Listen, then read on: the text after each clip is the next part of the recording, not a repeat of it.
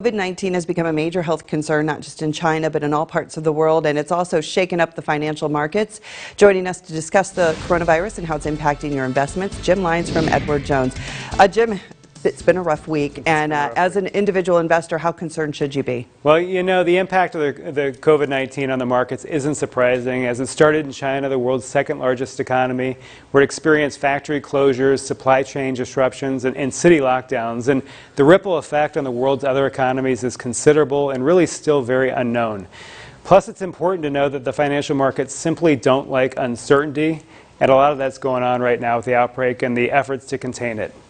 And what should an individual investor do? Yeah, well, I think instead of trying to worry about events you can't control, try to focus on what you can do in this current investment climate. And here's a few suggestions. First off, don't panic. This is concerning, but it's not permanent.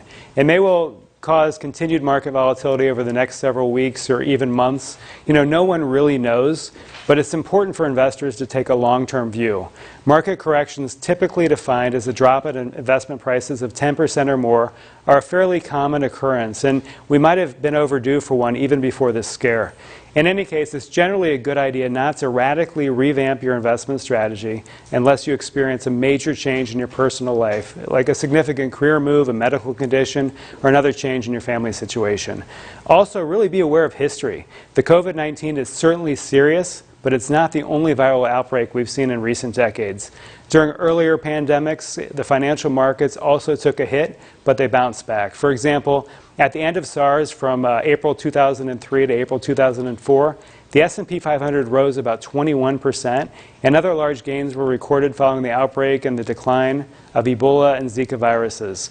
Of course, you know, every situation is different, and the economy was on very solid footing before this current outbreak. Next, don't try to time the market. We may well continue to see COVID-19 based volatility in the future, but volatility implies ups as well as downs. If you try to time the market by guessing at the highs and the lows, you might get lucky once in a while, but you could just as easily miss the mark. And lastly, try to keep a diversified portfolio. In addition to avoiding efforts to time the market, you should also stay away from trying to pick winners and losers among individual investments. Instead, try to build and maintain a diversified portfolio consisting of many different asset classes, the allocation of these assets based on your risk tolerance and your time horizon. Now, is there anything else? Yeah, well, above all, please don't panic or make major changes or spend too much time watching the minute-by-minute news in the market.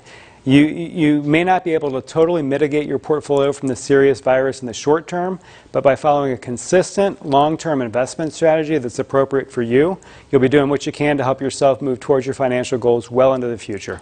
Jim Lyons, sorry to say I won't have any bracket winnings to invest this year. We'll just have to wait. That's too bad. Jim Lyons from Edward Jones with some great reasons as to why you shouldn't let COVID-19 infect your investment strategy. Thanks so much. Thank you, Jill.